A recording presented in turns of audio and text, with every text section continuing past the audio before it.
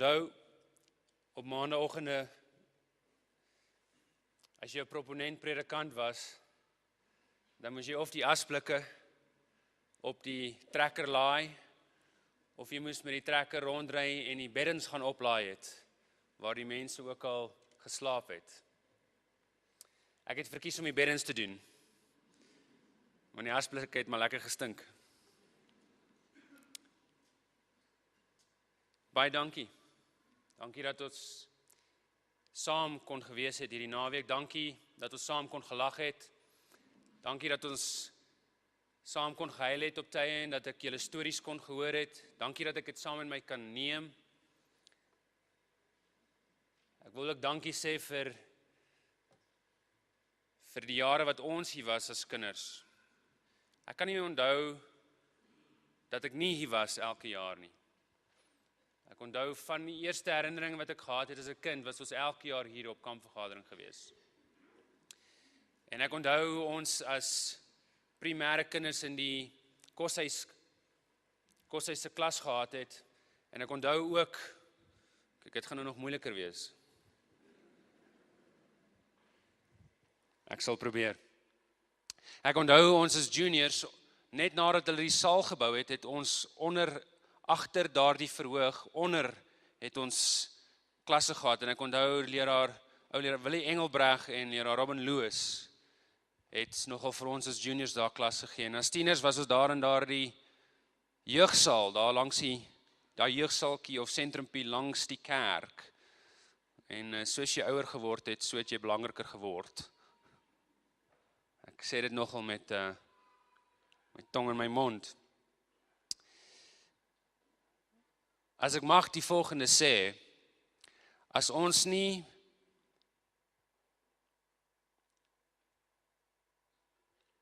ons kinders die belangrikste gemeentelede maak nie, gaan daar nie 'n kampvergadering in die toekoms wees nie. En so in ons gemeentes op die oomblik is daar 'n reël. Dis my gemeente se reël, so ek sê nie julle moet dit julle sin maak nie. Maar dit is 'n goeie reël, dink ek. In ons gemeente is die geld wat ons spandeer aan evangelisasie moet dieselfde hoeveelheid wees wat ons spandeer aan ons kinders. Inteendeel, in ons gemeente moet 51% van die geld wat ons aan evangelisasie spandeer, die geld wees wat ons aan die kinders spandeer. Want ons kinders is nog nie adventiste nie.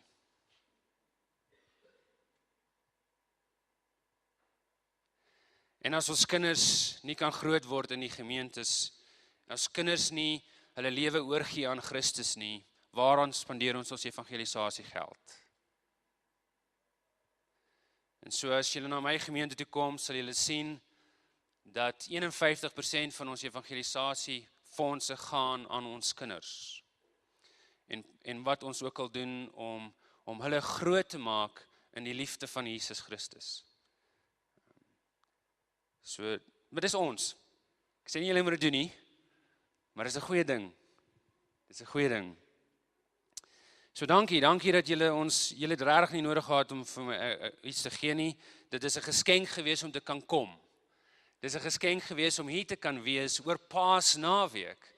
En net weer daardie gevoel te kan hê van wat dit beteken om saam met ander wat Afrikaans kan praat, Jesus te kan aanbid. So baie dankie.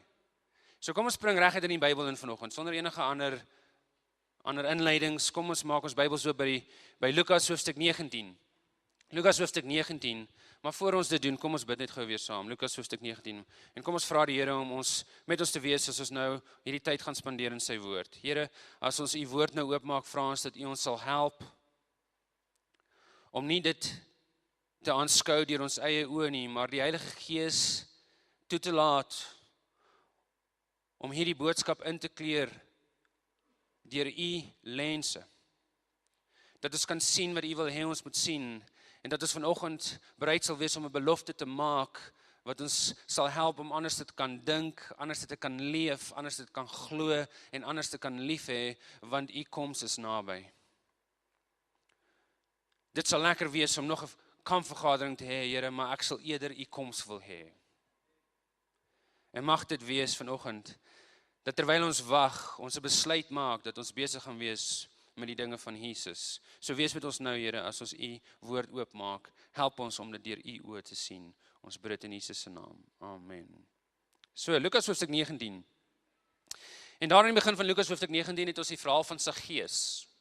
En u ken die verhaal van Saggeus. Miskien moet ek nie sê u ken dit nie. Ek onthou ons het onlangs 'n Italiaanse familie gedoop, ma, pa en dogter. Hulle was Katolieke gewees. En dit is interessant in ons geselskappe met mekaar. My kollega het met hulle Bybelstudies gedoen en voor hulle gedoop was, het ek bietjie vir hulle gaan kuier met hulle gesels. En hulle vertel vir my hoe dit hulle die eerste keer in die kerk gesit het, een Saterdagoggend. Miskien moet ek net gou vir julle vertel hoe dit gebeur het. Iets wat ek nie vir julle gesê het nie, is ons het ook 'n musiekskool begin by die kerk. En so ons het 3 susters wat van Suid-Korea afkom, jammer. En niemand mag van Noord-Korea of ergens in gaan nie, so hulle kom van Suid-Korea af. En hulle is professionele musikante. Dis wat hulle doen. En hulle wou iets vir Christus doen. Nou, een van die ander dinge in ons gemeente is, as jy 'n lidmaat wil word van ons gemeente, dan moet jy iets doen in die kerk. En jy moet ten minste 1 uur 'n week aan evangelisasie toewy. As jy nie bereid is om iets te doen in die gemeente nie, en as jy nie bereid is om 1 uur aan evangelisasie te spandeer in 7 dae nie, mag jy nie 'n lid word van ons gemeente nie. Daar's baie ander waar jy kan heen gaan. En dit klink nogal streng, doen ons nie. Maar wat help dit? Ons kom saam om mekaar aan te moedig in liefde, as ons nie kan mekaar vertel, kan getuig van hoe die Here in ons lewens gewerk het, terwyl ons met ander mense gewerk het nie. Waarmee moedig ons mekaar aan? Hoe om die banke warm te hou? Hoe om daar te sit? Hoe om te kritiseer? Hoe om seker te maak dat ons die regte klere matte het? Is dit waarom ons daar is? Ons is daar om mekaar aan te moedig met liefde. Ons is daar om mekaar aan te moedig met goeie dade. Ons is daar om mekaar te seën. Ons is daar om saam te kuier en saam 'n gemeenskap van liefde en genade en barmhartigheid te wees. En so hierdie familie, hulle kom daar, hulle trek daar in Engeland in en hulle trek langs 'n Adventiste familie in en hierdie Adventiste familie kom na ons kerk toe. En hulle dogter het musiek geneem by haar skool in Italië. En so hulle besluit toe, hulle ontmoet die familie wat langs hulle bly, ons gemeentelede, en die gemeentelede vertel vir hulle dat daar is 'n musiekskool by hierdie kerk, net om die hoek van waar hulle bly. En ons musiekskool, ons het nou so 60 studente wat kom van aller agtergronde, moslems, hindoes, ateïste, hulle kom van alle agtergronde. En om daar 'n skoolier te wees in die musiekskool beteken dat op een of ander tyd gaan jy deel wees van die orkes, of jy gaan sing, of jy iets doen, maar jy gaan dit in die kerk moet doen op een of ander tyd. So hulle kom en dan op 'n Sabbat, die laaste Sabbat van elke maand, lei die orkes die kerk, en dan speel daar moslems en hindoes in die orkes vir ons diens. En hulle hoor die boodskap. En so hierdie meisie, sy kom daar en sy begin om te leer, om musiekklasse te neem, en sy besluit ook om sangklasse te neem, en hierdie meisies is wonderlik, hierdie 3 onderwysers is fantasties, want hulle druk almal en alles in. En hulle sê vir die meisie, "Wel, jy het 'n baie mooi stem, jy moet in die koor sing." Hulle vra nie, hulle sê vir haar. En sy begin daar in die koor te sing, nou ma en pa, hulle wil kom hoor, en so daar die eerste Saterdag sit hulle in die koor. Dit pla hulle nie regtig nie, want op Saterdagoggend het dit altyd deelgeneem aan die mes. En so, wel, hulle het geredeneer, of hulle nou na die Katolieke kerk toe gaan vir mes, en of hulle nou na hierdie kerk toe gaan vir 'n diens, is seker maar dieselfde, hulle gaan op 'n Saterdag, so hulle kom om te luister na hulle dogtertjie daai Saterdagoggend, toe sy sing in die koor, elke Saterdag daarna is hulle daar. En as gevolg van hierdie 3 meisies se bediening, het hierdie meisie besluit, sy wil haar lewe oorgee aan Jesus, en toe sy besluit om dit te doen, toe's ma en pa nou bietjie bekoor, hulle moet nou, wie is hierdie Adventiste? En hulle vertel hulle verhaal vir ons eendag daar in die kerk, en een van die dinge wat hulle sê, hulle sit daar in 'n lesstudie een oggend, hulle was seker hier by die 3de, 4de Sabbat, wat hulle nou elke dag kom in die oggend, en die ou wat die lesstudie gee, praat oor Daniël, dit was die boek van Daniël, daardie stadium, en die ouens sit daar en hulle sê, wie is Daniël? Hulle het nie geweet wie Daniël is nie. Dis die tipe mense wie ons ontmoet. Mense wie nie weet wie Dawid is. die stories waarmee ons groot word. Hulle weet nie wie Josef is nie. En Jesus, wel, hy is maar net een of ander weird ou, vir die meeste van hulle. En so, wel, daar was nou 'n inleiding vir julle gewees, in elk geval, ek het gedog, ek gaan dit nie doen nie. So hier gaan ons nou, kom ons gaan terug na die Bybel toe. So hierdie, ek moet nie sê dat julle ken hierdie storie nie, okay? Dis eintlik die doel gewees. So ek het nou heeltemal van die pad af gegaan. Verskoon my asseblief. So hier is Saggeus, die storie van Saggeus. Julle ken die storie. Saggeus wat daar in die boom gaan sit en Jesus kom verby en Jesus stop en Jesus gaan dan na sy huis. Nou kom ons stel dit op daar in vers 9 en 10. Dit sê vir ons, toe sê Jesus aan hom: "Vandag het daar redding vir hierdie huis gekom, aangesien hierdie man ook 'n seun van Abraham is, want die seun van die mens het gekom om te soek en te red wat verlore was."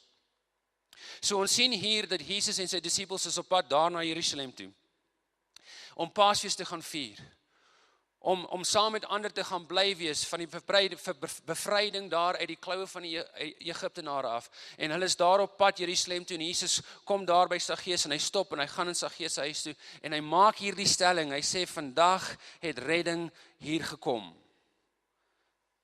Nou hierdie konsep, vandag het daar redding gekom, is oorlaai met apokaliptiese betekenis. En Lukas sê vir ons dat daar was hierdie ouens wat daar saam met Jesus geloop het, hierdie apokaliptiese entoesiaste. En toe hulle hierdie woorde hoor, toe skerp hulle ore op en hulle, wag 'n bietjie. As daar redding vandag kan kom vir hierdie gehate tollenaar Saggeus, beteken dit daar is seker redding wat kom vir die hele nasie. En Lukas sê vir ons, Jesus is bewus van hulle denke. Jesus is bewus van die feit dat hulle dink dat op een of ander oomblik gaan God se koninkryk verskyn en dat hulle gered gaan word van hierdie oppressie van die Romeine. En so Jesus besluit om die volgende gelykenis vir hulle te vertel. So kom ons lees dit. Vanaf vers 12.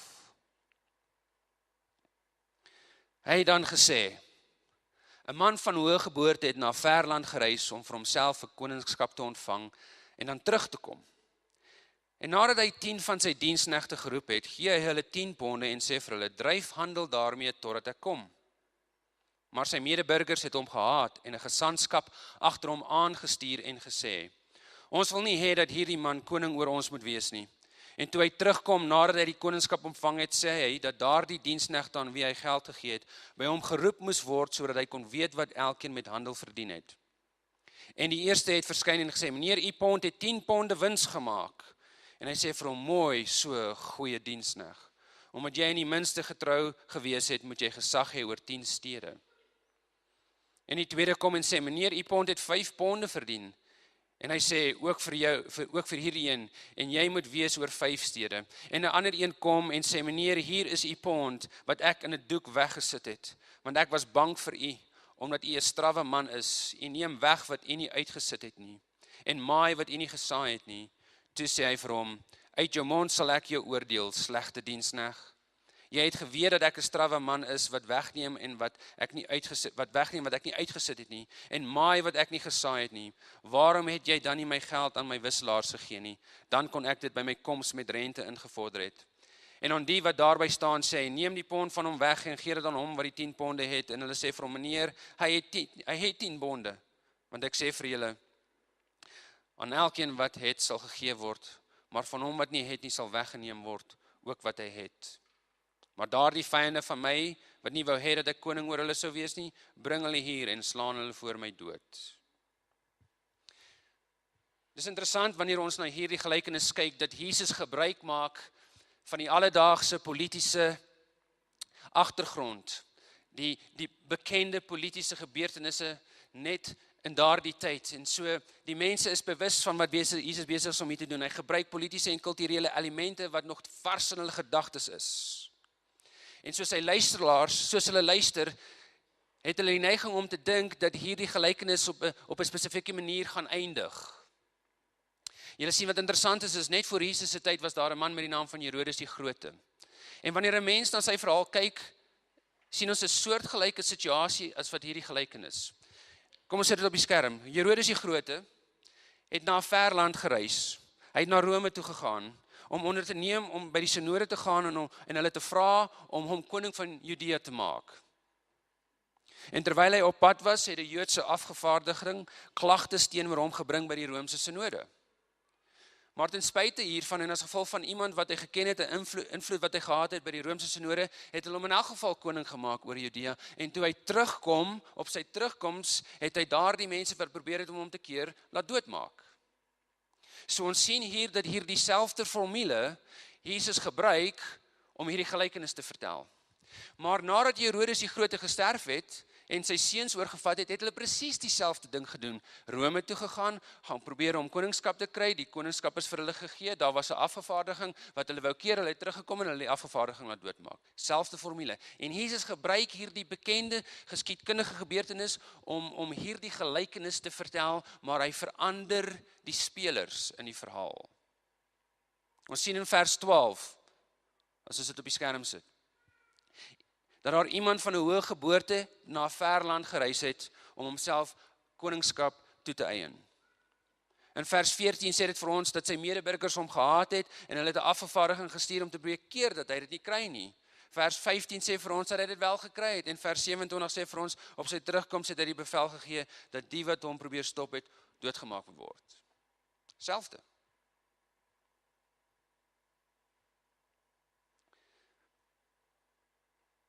So Jesus gebruik die kulturele taal en beeldspraak vir sy gehoor. Want hy wil hê dat hulle nie die boodskap moet mis nie. En wat ek hou van Jesus se gelykenisse is dat Jesus se gelykenisse, hy gebruik sy gelykenisse om sy missie met die mense te deel. Dis deel van sy missie. Hy gebruik die gelykenisse om God se missie met ons te deel, om vir ons te sê hoe God wil hê ons moet lewe en hoe ons Christus moet verhoog. En so kom ons gaan nou met 'n vergrootglas en ons kyk 'n bietjie nader na hierdie gelykenis. Ons begin weer daar in vers 13. Dit sê, en nadat hy 10 van sy diensknegte geroep het, gee hy hulle 10 ponde en sê vir hulle, dryf handel daarmee totdat ek kom, maar sy medeburgers het hom gehaat en 'n gesandskap agter hom aangestuur om te sê, ons wil nie hê dat hierdie man koning oor ons moet wees nie. So ons sien hier, dat hierdie meester 10 van sy diensknegte roep. Hoeveel? Hy roep 10 van sy diensknegte en hy gee vir hulle elkeen 'n pond. 100 gelykstaande aan 100 dae se dagloning. En dan, nadat hy vrywilliglik vir hulle al hierdie goed gee, sê hy vir hulle dat hulle daarmee moet gaan handel dryf. Nou weet jy wat is interessant? Meeste Ou-testamentiese teoloë stel voor dat die Hebreërs die getal 10 as 'n simbool van alles beskou het. Met ander woorde, 10 staan vir dit wat alles ingedeel is. Jy kan dit nie meer verder indeel nie. Jy kan dit nie meer verder uitdeel nie. Dis alles uitgedeel. Met ander woorde, hierdie eienaar roep al sy diensknegte en hy gee vir hulle alles. En 'n tiende in die Hebreëse gedagtes is dat jy alles nie verder kan opdeel as wat dit opgedeel kan word nie. Met ander woorde, hy gee nie net vir hulle alles nie, hy gee alles tot so 'n mate dat hy nie meer enigiets anders te vir hulle kan gee nie. Nou ek weet nie van u nie, maar ons het 'n verlosser wat alles vir ons gegee het. Daardie dag toe hy op daardie kruis gesterf het, het hy vir ons gegee wat niemand kan vir ons gee nie, en het dit opgedeel op so 'n manier dat dit niks verder opgedeel kan word meer nie. Hy het vir ons alles gegee, hy het vir ons homself gegee. En so hierdie eienaar gee vir hulle alles. En hy sê vir hulle gaan dryf handel. En hierdie Griekse uitdrukking wat hier vertaal word as totdat of tot, in sommige vertalings is die Griekse uitdrukking en hou.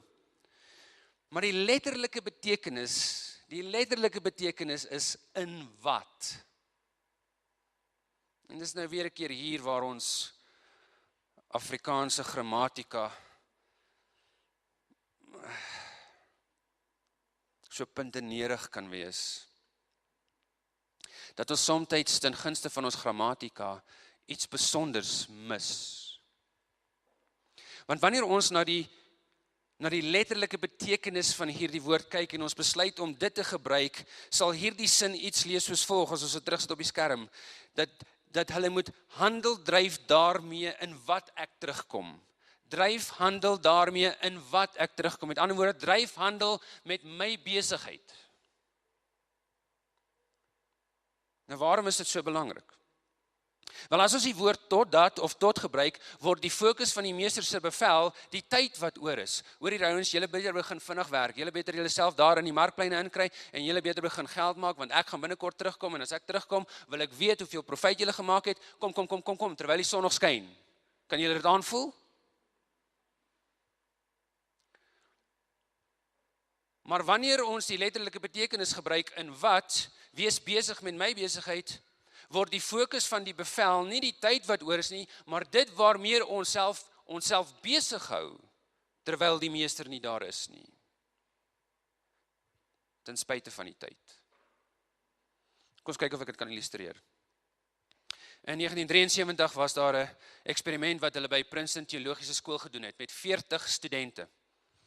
Hulle het die studente bymekaar geroep in een gebou, en hulle het hulle 'n vraelys gegee om in te vul, en nadat hulle die vraelys ingevul het, moes hulle na 'n ander gebou toe gegaan het, en het hulle vir die studente die instruksie gegee, dat in die ander gebou moes hulle 'n praatjie gaan lewer het. Die praatjie kon gewees het oor een of ander besigheids, werk wat hulle moes gedoen het, of hulle het dalk vir hulle gesê om 'n praatjie te doen oor die goeie Samaritaan. En so nadat die studente die vraelys ingevul het hulle gesê om gou te maak en na die tweede gebou toe te gaan om die praatjie te lewer. Maar wat hulle gedoen het, is hulle het elke student verskillend aangejaag. Daar was 'n verskillende grade van aanjaag. Hulle wou sien wat sou gebeur het op pad na die ander gebou toe. Want in die middel tussen die twee geboue het hulle 'n akteur gehad wat gespeel het asof hy baie siek was, asof daar iets fout was, oorgebuk, daar was 'n probleem, en hy was op die pad gewees, hulle kon hom nie mis nie. En wat hulle uitgevind het, is dit het nie saak gemaak watter praatjie die studente moes gaan gee nie, of hulle nou moes gaan praat het oor een of ander besigheid, en of hulle moes gaan praat het oor die goeie Samaritaan. Maar wat wel die verskil gemaak het, is hoe aangejaag hulle gevoel het. Hulle het ook besef dat as die studente onder druk gevoel het en in hulle gedagtes was oor hierdie tipe praatjie wat hulle moes doen, hoe gespanne hulle was, het hulle ook minder gestop om te help. Met ander woorde, kom ons maak die toepassing. Hoe meer ons onder druk is in terme van tyd, hoe meer is ons eie dinge belangrik vir ons, ten spyte van ons verhoudinge met ander. Met ander woorde, wanneer ons onder druk is in terme van tyd, speel ons menseverhoudinge tweede viool.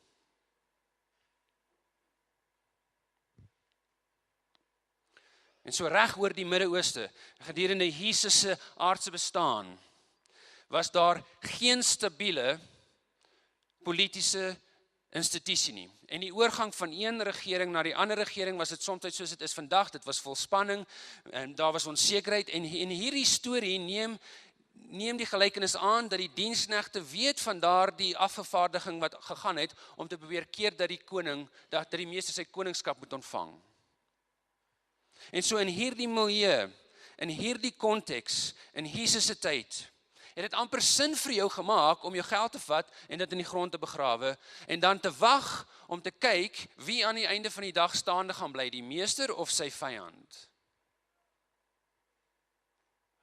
En so dink nou 'n bietjie hieraan.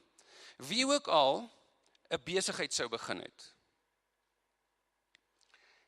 bekend as die diensknegt van die meester, sou dit sekerlik probeer het om dit so 'n manier te doen dat die publiek nie daarvan weet nie. Met ander woorde, dit beteken dat wanneer hierdie meester teruggekom het, en kom ons sê hy het sy koningskap ontvang, dan sou dit makliker vir die diensknegte gewees het om hul loyaliteit aan die meesters te openbaar in die publiek nadat hy teruggekom het as koning. Maar hierdie meester is eerder belangstellend in wat hulle gaan doen terwyl hy weg is, of hulle in die openbaar hulle loyaliteit teenoor die meester gaan openbaar, deur met sy dinge besig te wees, terwyl hy nie daar is nie. 2000 jaar gelede het ons 'n meester gehad wat alles vir ons gegee het. Alles.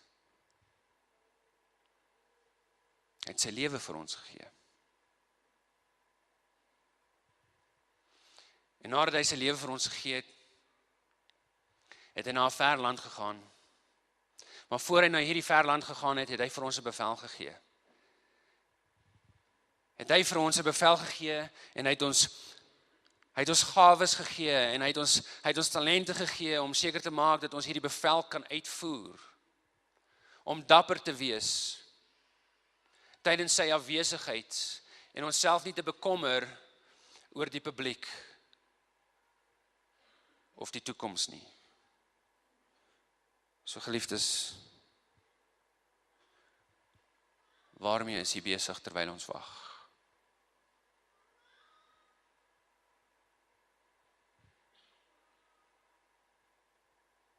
Kom ons lees verder. Vers 15. En toe hy terugkom nadat hy die koningskap ontvang het,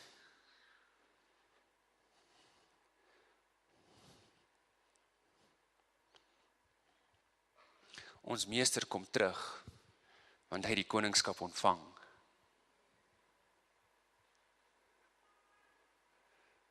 Dink jy daaraan? Hy het dit ontvang. Hy kom terug. Dit sê toe hy dit ontvang het, sê dat daardie diensknegte aan wie hy geld gegee het, by hom geroep moes word, sodat hy kon weet wat elkeen met handel verdien het. En so hy ontvang het, en hy kom terug, en op sy terugkoms wil hy weet, volgens die oorspronklike Griekse woord, wil hy by elkeen weet, en so die woorde op die skerm, die pragmatiosento. Ek het dit seker nou heeltemal verkeerd gesê. Julle kan verstaan, kyk hoe lank is hy. Nou hier in ons vertalings, vertaal ons dit wat elkeen met handel verdien het, maar wanneer ons na die oorspronklike primêre betekenis kyk, sien ons dat dit beteken hoeveel handel elkeen bedryf het. Nou waarom is dit belangrik vir ons om te weet? Wel, al die Syriese, al die Koptiese, meeste van die Arabiese vertalings gebruik die primêre betekenis, sodat hy kon weet hoeveel handel elkeen bedryf het. Nou hoe moet ons weet wat vir vertaling om te gebruik? Wel, dit is interessant dat in Jesus se tyd was dit belangrik vir mense om 'n besigheid te hê om geld te kan maak. Dit was belangrik, maar dit was belangriker vir hulle om vriende te hê. Inteendeel, as jy 'n besigheid gehad het en jy het 'n vriendskap verloor as gevolg van jou besigheid, was jy in die moeilikheid. Julle sien, vir mense was vriende belangriker as hulle besigheid, want hoe groter jou vriendekring was, hoe belangriker was jy, en hoe belangriker was jy, hoe meer besigheid het jy gemaak. En so ons kan aanneem dat Jesus se gehoor wat daar sit en na hierdie ding luister, wanneer Jesus hulle sê, ek wil weet hoeveel elkeen van julle handel gedryf het, dis waarskynlik hoe hulle dit verstaan het. En so die verskil is krities, want luister mooi, as die koning, as hierdie voormalige meester wou uitvind, hoeveel profijt elkeen van hulle gemaak het, hoe suksesvol elkeen van hulle wou wees, sou hy vir hulle gesê, wys vir my die geld, waar is die profijt, wat het julle met julle handeldryf ingebring, maar let op, wanneer hy wil weet, hoeveel handel elkeen bedryf het, of hulle besig was met sy besigheid, wil hy by hulle weet, hoe getrou hulle elkeen was. Ten spyte van wat hulle gemaak het. En al wat hy nodig gehad het om te doen, was om vinnig en noukeurig deur die rekeningboeke te lees, en hy sou die omvang van hulle dienste sou hy kon raak sien, en hy sou geweet het hoeveel publieke blootstellinge daar was. En hy sou geweet het of hulle loyaal was of nie. So ons sien dat hierdie primêre betekenis van hierdie kernwoord beaam, dit beklemtoon daardie bevel dat hulle moet gaan om handel te dryf, dat hulle moet gaan om as ambassadeurs, om verteenwoordigers te wees van hierdie meester terwyl hy weg is, en op sy terugkoms wil hy weet hoe gehoorsaam hulle was.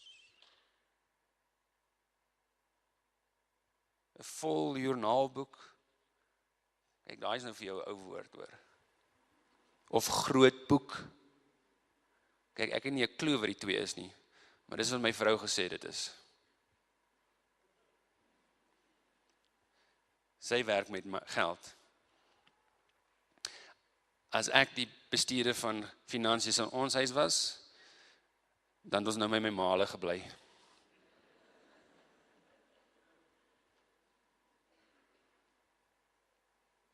Een vol joernaal of grootboek sou bewys wees dat die hele gemeenskap, stad, dorpie geweet het dat hierdie spesifieke diensknegt daardie meester se diensknegt was. Maar 'n amperlee, joernaal of grootboek sou getuienis wees dat hierdie diensknegt te bang was om sy meester se diensknegt aan die publiek te wees. So Jesus stel belang om te weet hoe getrou ons is. Met ander woorde, hoe getrou is elkeen teenoor hulle onsigbare meester in 'n vyhandelike atmosfeer. Geliefdes, waarmee is jy besig terwyl ons wag?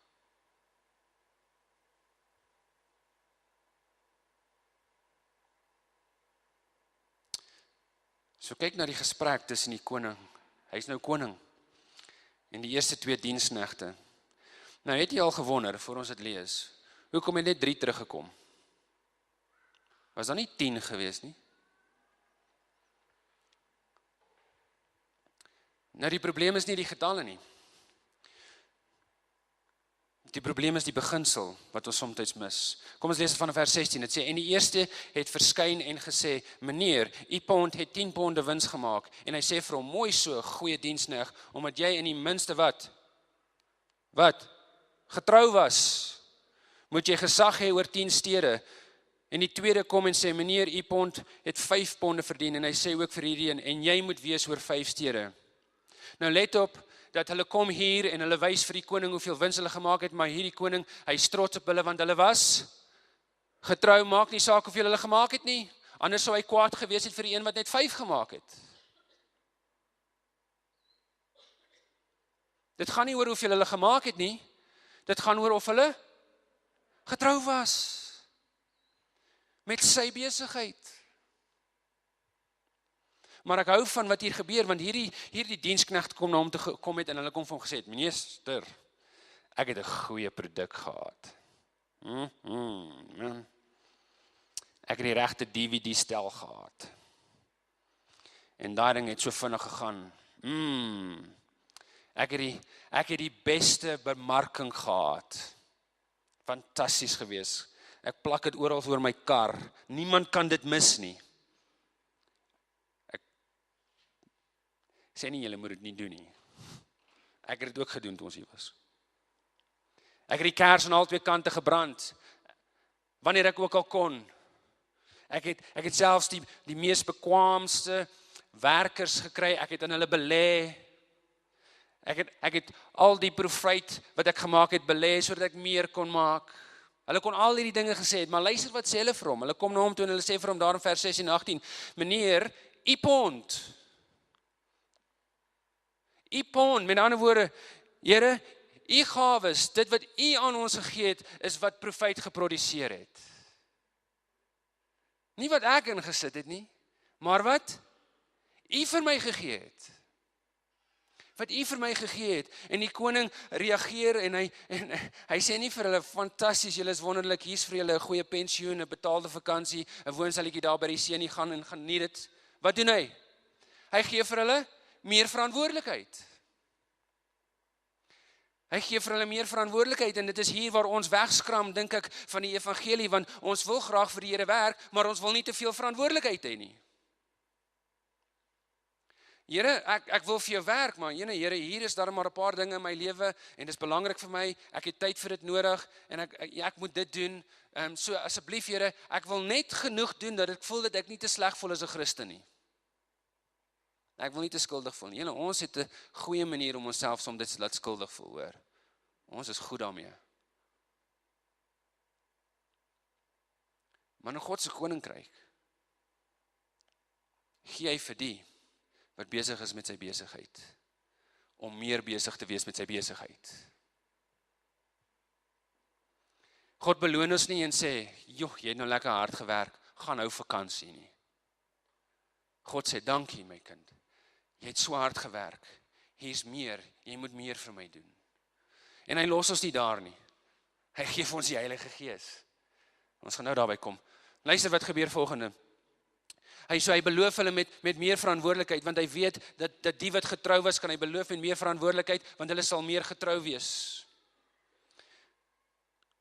En nou kyk wat gebeur met hierdie derde diensneg. Tel dit daarop in vers 20. En 'n ander een kom en sê: "Meneer, hier is u pond wat ek in 'n doek weggesit het, want ek was bang vir u, omdat u 'n strawwe man is. U neem weg wat u nie uitgesit het nie en maai wat u nie gesaai het nie." Toe sê hy vir hom: "Uit jou mond sal ek jou oordeel, slegte diensneg. Jy het geweet dat ek 'n strawwe man is wat wegneem en wat ek nie uitgesit het nie en maai wat ek nie gesaai het nie. Waarom het jy dan nie my geld aan die wisselaars gegee nie? Dan kon ek dit by my koms met rente ingevorder het." So ons sien hier dat hierdie diensknegt beweer dat hy bang was vir die meester, maar wanneer ons na die konteks van die gelykenis kyk, sien ons dat hy eintlik eerder bang was vir wat met hom sou gebeur het as die meester nie teruggekom het nie. Hy was bang wat die ander met hom sou gedoen het. En so nou wat hy doen is hy probeer om die meester te komplimenteer, maar in plaas van hom te komplimenteer, sê hy hom eintlik sleg. Nou, julle mag dalk dink, hoe komplimenteer hy hom? Wel, in daardie tyd, as Jesus, of as hierdie meester 'n Bedouin leier was, dan was dit eintlik 'n kompliment gewees. 'n Bedouin leier is daardie mense wat in daardie tente bly en so rondtrek van een plek na 'n ander plek. 'n Goeie voorbeeld is byvoorbeeld as jy gaan kyk na die geskiedenis van Genghis Khan, die leier van die Mongoliese nasie. Hulle het van een plek na 'n ander plek gegaan en die waarde van 'n persoon was geheg aan sy kuns om te plunder. En so al hierdie liefdesliedjies van die Bedouin leiers getuig van hoe hulle van die een kamp na 'n ander kamp gaan en hoe hulle afsak op hierdie onverwagte kampeerders en hulle kamp plunder en alles vat en steel. En so as hierdie meester, as hierdie nuwe koning 'n Bedouin leier was, dan was dit 'n kompliment. Maar hierdie diensknegt som sy meester heeltemal verkeerd op. Want hierdie meester het nie gekom om te plunder nie. Hierdie koning het nie gekom om te plunder nie. Hierdie koning het gekom om die evangelie aan die armes te verkondig. Hierdie meester het gekom om die wat verbryseld is van hart te genees. Hy het gekom om die gevangenes vrylating te gee, om die blindes weer te laat sien en die wat gebroken is in vryheid weg te stuur. En hy verwag van sy diensknegte om besig te wees met dieselfde besigheid.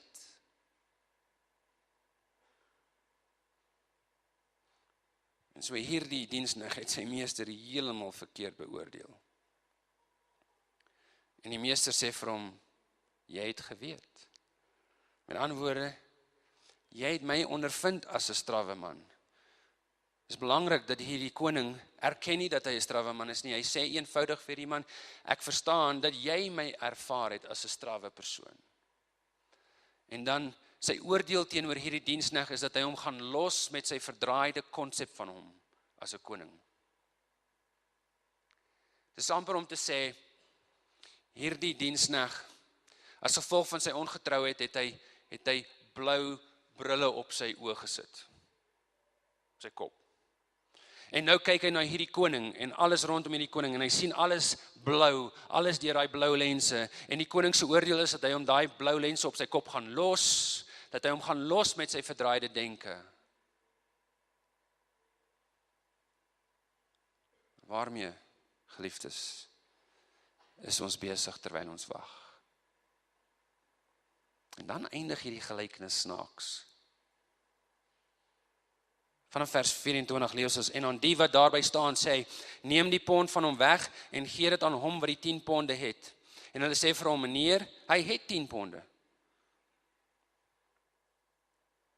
Want ek sê vir julle, aan elkeen wat het, sal gegee word, maar van hom wat nie het nie, sal weggeneem word wat hy ook het.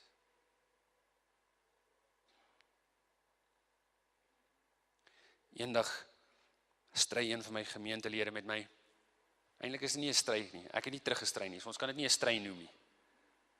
Nee, ek het net geluister. Ek sê vir hulle: as ons die gawes wat God ons gee nie gebruik nie, vat hy dit weg. En hy sê: dis nie waar nie. God sal nie so iets doen nie. Ek seker my Bybel sê dit.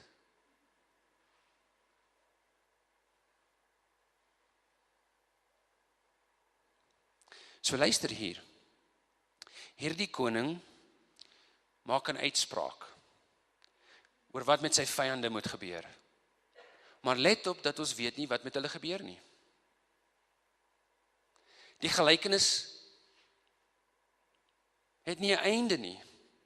Dit stop eenvoudig sonder 'n finale toneel. Al wat dit vir ons sê is wat die koning beveel, maar dan weet ons nie wat gebeur nie. Met ander woorde, dit is asof hy meer 'n stelling maak oor wat met hulle moet gebeur. Maar ons weet nie of dit uitgevoer is nie. En dit is opvallend, want wanneer ons eintlik dan teruggaan na die ander gelykenisse van Jesus, sien ons dat meeste van sy gelykenisse het 'n oop einde. Byvoorbeeld, as ons gaan na die verlore seun, het die broer aan die einde ingestem om versoening met sy pa te maak? Ons weet nie. Ons weet nie. Het daardie gewonde man, wat deur die goeie Samaritaan daar na die herberg geneem is, het hy dit huis toe gemaak? Ons weet nie. Daardie werkers in die wingerd van die eienaar, het hulle uiteindelik gesien dat hierdie eienaar, dat hy barmhartig was, dat hy liefdadig was, dat hy goedgesind was, of het hulle aangehou en volhard dat hy partydig was? Ons weet nie. En hier in hierdie verhaal sê die meester wat met die vyande moet gebeur, maar ons weet nie of hulle dit ontvang het nie. Nou ek weet volgens die Bybel sê God vir ons, daar in Romeine 6 vers 23, dat die loon van die sonde is die dood. Maar dan verder aan sê hy vir ons ook, maar die genadegawe van God is die ewige lewe in Jesus Christus. Geliefdes, ons meester, ons koning, het gegaan en hy is op pad terug. Hy het alles gegee wat hy kon. Hy het sy lewe gegee vir hierdie wêreld, vir u en vir my. Daar is nie meer liefde wat gewys kon word as dit nie. Hy het al sy liefde gegee. Hy het al sy barmhartigheid gegee. Hy het al sy goedgesindheid gegee. Hy het al sy sagmoedigheid gegee. Hy het dit alles gegee. En hy kom terug. En toe hy weg is, toe gee hy vir ons 'n bevel dat al hierdie dinge wat hy vir ons gegee het, moet ons gebruik. En hy sê vir ons moet gaan en ons moet disippels gaan maak van alle nasies. Ons moet mense doop in die naam van die Vader en die Seun en die Heilige Gees. En hulle leer om te onderhou wat hy ons geleer het. Hoe hy ons geleer het om barmhartig te wees. Hoe hy ons geleer het om liefdadig te wees. Hoe hy ons geleer het om goedgesind te wees. En hy sal wat? Hy sal saam met ons wees tot aan die einde. Ons hoef nie bang te wees nie. Ons hoef nie bang te wees om in die publiek sy diensknegt te wees nie. Ons hoef nie bang te wees om besig te wees met sy besigheid nie. Ons hoef nie bang te wees nie, want die Heilige Gees is daar by ons. Ons mag hom dalk nie sien nie, maar hy is daar. Ek hou van Ellen White se woorde in Skrede na Christus. Jy gaan nou hoor, ek gaan begin vinniger praat, want ons tyd is verby, ons sal huis toe gaan. Die tente is droog. Die koffie werk uit. O ja, ek bedoel die chicory werk uit. Luister wat sê sy op. Skrede na Christus, my geliefkoeste boek. Ek onthou as 'n kind het ek Ellen White gelees. Al net gou dalk af daar. Ek onthou dat Ellen White, my eerste boek wat ek oor Ellen White gelees het, was Engele oor haar tent. Dit was so 'n ou boekie gewees. Ons het by mense gaan kuier, oom Grobbies, oom en tannie Grobbies daar in Witbank Kerk, op 'n Saterdagmiddag daar na hulle huis toe gegaan, en ek het, dis nadat ek onthou ek julle vertel dat ek myself aan Jesus Christus gegee het daar, toe leraar Anton van Wyk gepreek het, ek het gister julle daarvan vertel, en ek onthou hoe ek daarna, na hulle huis toe gegaan, en nou soek ek vir iets om te lees, want ek is nou 'n tiener, dis nie meer so lekker om simpel speletjies te speel buite nie, en so daar sit ek, en daar op die boekrak vind ek hierdie boek, Engele oor haar tent. En net daar en dan het ek lief geword vir haar, en haar werk. Ek moes nog self vir my uitfigure of sy 'n profetes was of nie, maar ek het daai boek geniet. Ek kan daai boek nie neersit nie, ek het hom deurgelees daai dag, en ek het hom huis toe gevat, en ek het hom gelees voor die week verby was. Maar hierdie is my geliefkoeste boekie. As jy hierdie boek deurlees, en jy lees dit deur, en jy vra God, dat sy Heilige Gees saam met jou wees, terwyl jy hom lees, kan jy nie hierdie boek deurlees, en nie jou lewe aan Jesus Christus gee nie. Dis hoe goed hierdie boekie is. Sy skryf die volgende op bladsy 100. Hierdie is my geliefkoeste stuk in die hele boek. Maak u behoeftes, u vreugde, u droefheid, u sorge en die vrees aan God bekend. Met ander woorde, gaan lê dit by die voete van Jesus Christus. U kan hom nie daarmee belas of vermoei nie. Hy wat die hare van die hoof tel, dit is makliker vir Jesus om dit met my te doen.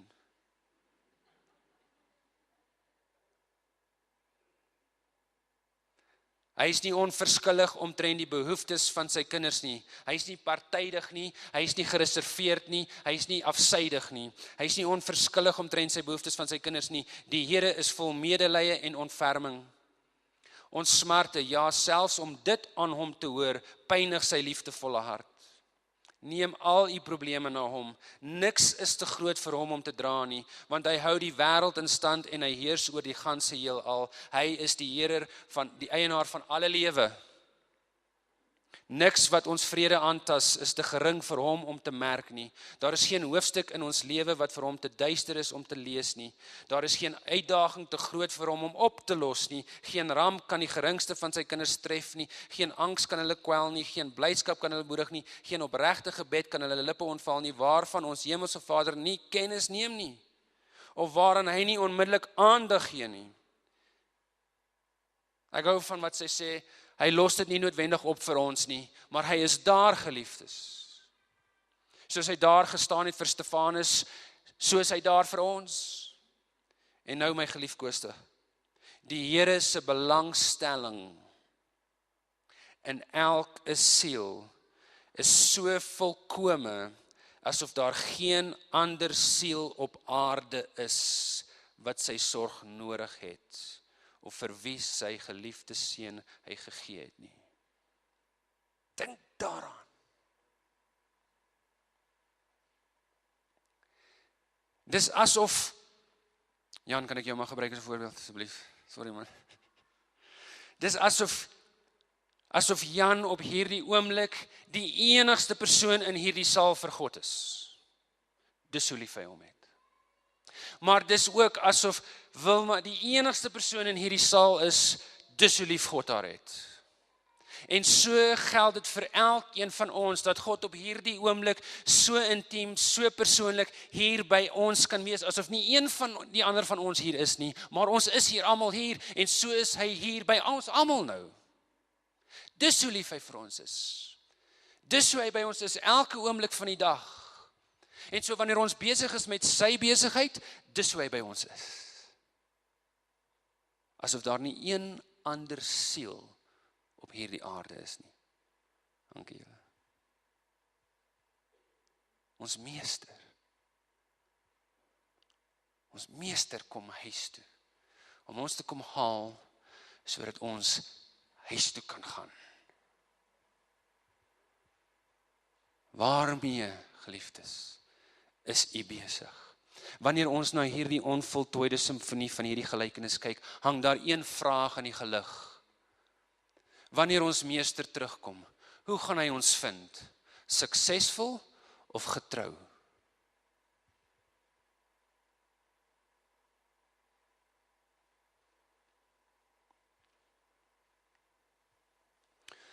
Daar in Engeland het hulle 'n vakansieplek met die naam van Legoland.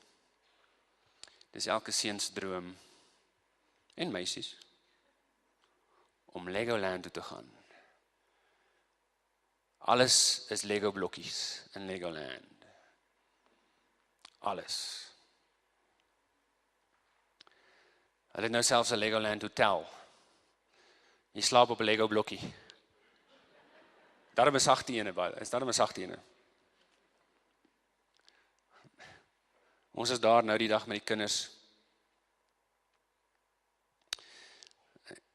En ek onthou, ons staan in die ry, ons nou middagete tyd, ons is ons derde dag daar. Ek kan vir julle sê, na die eerste dag toe was ek klaar. My kinders kon nog 'n week gegaan het. Maar nou die derde dag wat ons daar is, nou staan ons op die derde dag, al ons kos wat ons gepak het, vir die dae is nou al klaar geëet, en al die goed, nou staan ons daar by hierdie kiosk. Ek weet nie wat is kiosk, is okay? Dan die kiosk. Nou wag ek om te kan water te kan koop en 'n roomys, vir roomys vir die kinders te kan kry. En nou staan ek daar. En nou in Engeland hou hulle daarvan om in rye te staan. En ek hou nogal daarvan. Dit pas my nogal. Ek sê, jong, hierdie Afrikaans sprekendes, hulle sal dit nou regtig geniet. Ons sal nou, dis een van die dinge wat ek regtig geniet. Ek gaan staan in 'n ry, en ek hoef nie te worry nie. Niemand gaan probeer indruk nie. Want ek kan vir julle sê, dis nie net die ouens agter my wat gaan kla as daai ou indruk, die ouens voor kla ook sommer. Hey, gaan staan agter man. Dis lekker om in ry te staan. So daar staan ek. Ek verwag nou, ek gaan in 'n ry staan hierso. En ek draai om en ek praat gou met Lyken en Lara tik my aan die rug en sê, hey, iemand druk voor jou in. Wat? Iemand, nou is ek al vir Engels, julle verstaan.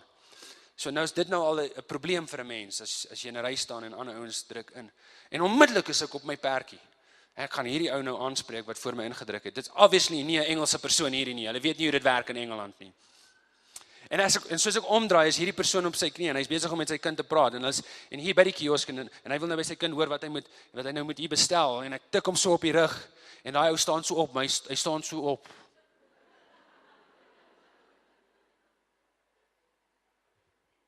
Yes.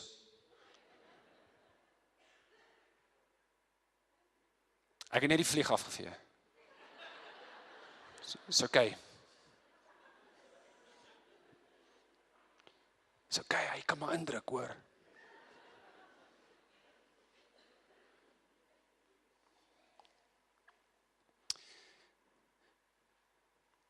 Jesus staan en wag. En hy sal wag.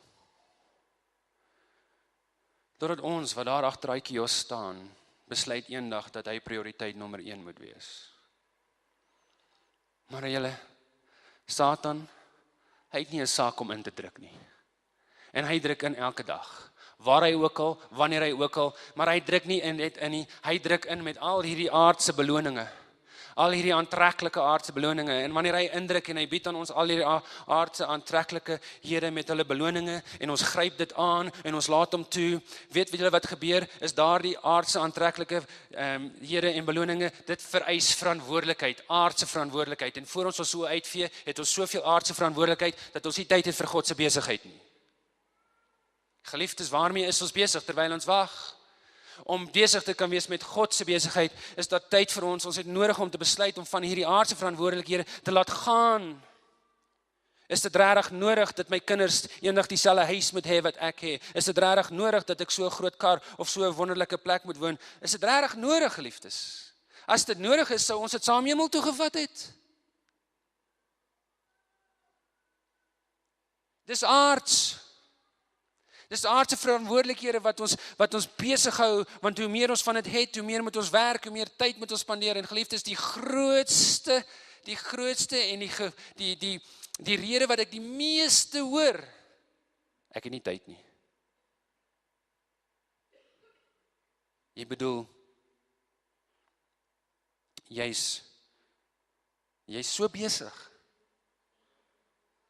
Luister, ons bedoel, ons is so besig met aardse dinge, dat ons nie tyd vir God het nie. Geliefdes, ons meester is op pad terug. Hy het sy koningskap ontvang. Die tyd stap aan, die uurglas loop leeg. Waarmee is ons besig terwyl ons wag? Is ons besig met ons aardse verantwoordelikhede? Of is daar tyd vir Jesus Christus se besigheid? En wanneer hy kom, gaan hy my vind dat my joernaalboek vol is van evangelie besigheid? Of gaan hy vind dat dit leeg is uit vrees vir wêreldse verwerping? Wat gaan Jesus vind as hy kom? Sal my grootboek getuig van iemand wat vol is van die Heilige Gees? Wat die goeie nuus van Jesus se liefde aan mense gebring het, mense waarop ander neergesien het, maar wat nou besef hoe lief God vir hulle is, sal dit vol wees van die tye, toe ek vir ander uitgewys het, dat hulle nie hoef vasgevang te wees in hulle sonde nie, want Jesus het vir hulle gesterf op die kruis, en hy is uit opgestaan, en hy wag nou om oor hulle te kyk, en hulle te ondersteun deur sy Heilige Gees, en vir hulle sy gawes te gee, sodat hulle kan besig wees met sy besigheid.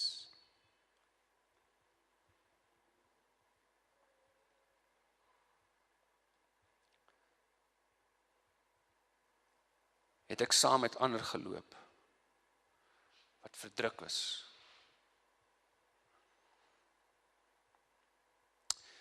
Ek moet eers sê, dankie vir die gemeentes, by waar ek proponente was. Ek voel jammer vir julle. Dankie vir die gemeentes waar ek predikant kon wees.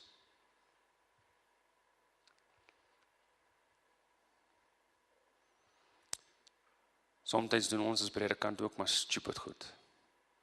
En ons maak mense seer.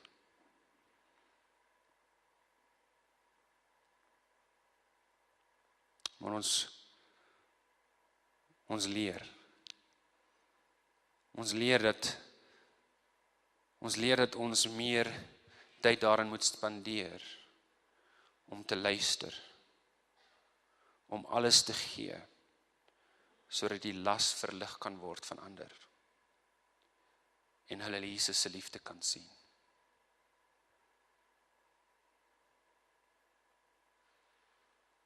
En so Jesus sê, my kinders, nog net 'n klein tydjie is ek by julle. Julle sal my soek. En soos ek vir die Jode gesê het, waar ek heen gaan, kan julle nie kom nie. So ek sê nou vir julle. 'n Nuwe gebod gee ek julle, dat julle mekaar moet lief hê, soos ek julle lief gehad het, moet julle ook mekaar lief hê.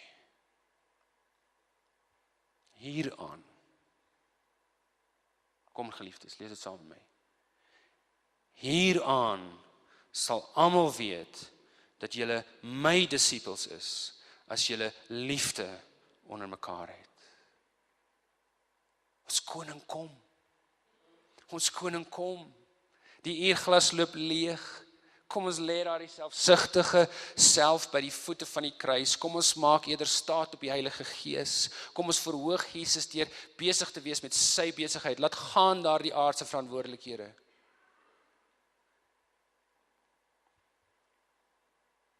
Laat ons onbevrees disippels van alle nasies maak. En laat ons koning wat spoedig gaan terugkeer ons vind as getroue werkers, sy diensknegte in hierdie wêreldse markplein. As u besig wil wees met God se besigheid. As u regtig besef, as u besef dat daar is te veel dinge in u lewe wat verantwoordelikheid van u vereis, wat eendag in elk geval gaan vergaan, as u graag 'n besluit wil maak om van dit ontslae te raak, sodat u meer tyd het vir God se besigheid, geliefdes, dat God se besigheid eers moet kom, dat hy die prioriteit is, dat hy nie in die lyn hoef te staan nie, maar dat hy eerste is, dat wanneer Satan dink hy wil indruk, is Jesus daar om te sê, nee, maar hierdie kind is my kind. Hy het my toestemming gegee, sy het my toestemming gegee om eerste te wees in hierdie huis, jy kom nêrens naby nie. Geliefdes, as u die besluit wil maak, as u die belofte wil maak, ek onthou toe ek hiernatoe gevlieg het ek daardie belofte gemaak, daar is sekere dinge wat in ons lewens gebeur het in die afgelope tyd, en ek moes vir die Here sê, Here, ek het tyd nodig vir u, ek het nodig om u my besigheid te maak. En hierdie naweek gaan ek daai belofte voor hierdie mense maak weer, en ek wil hê my mense moet daai belofte saam met my maak. As u die aardse dinge wil laat gaan, en die belofte wil maak, om besig te wees met Jesus se besigheid, terwyl ons wag, staan saam met my asseblief. Moenie net staan, maak die belofte. Dis 'n belofte. Geliefdes, Jesus kom. Jesus kom. Ek hoop daar's nie weer 'n kampvergadering nie, want ek wil eerder Jesus se tweede kom sien. En ek wil van nou af tot dan besig wees met sy besigheid. En as daar 'n kampvergadering is, prys die Here. As daar weer 'n Afrikaanse kampvergadering is, wil ek kan getuig dat ek besig was met Jesus se besigheid. Ek wil ander kan vertel van hoe Jesus in ander mense se lewens gewerk het. Kom ons maak hy belofte, Jesus.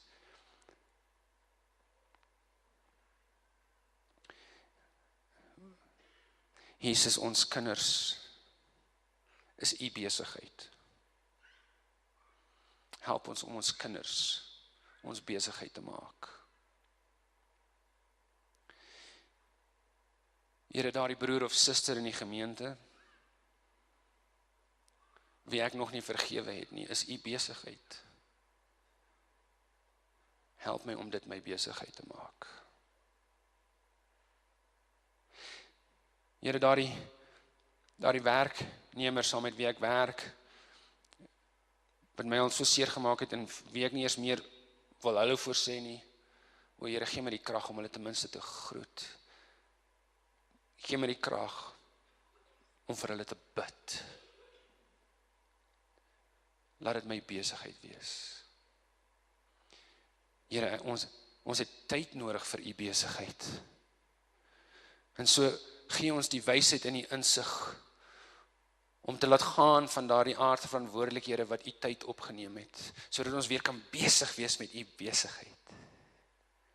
Sodat ons lewens van barmhartigheid, sodat ons lewe van sagmoedigheid, sodat ons lewe van radikale liefde kan getuig in die publiek van 'n Jesus wat lief is vir ons. Dis u besigheid. Here, ek beloof dat as ek my hand uitstryk en ek gryp u aan, soos u beloof, u is daar. Here, ek beloof om toe te laat dat die Heilige Gees deur my werk, om besig te wees met u besigheid, terwyl ek wag. Maar Here, ek wil nie meer wag nie. Ek wil huis toe gaan saam met u. Kom Here, kom gou.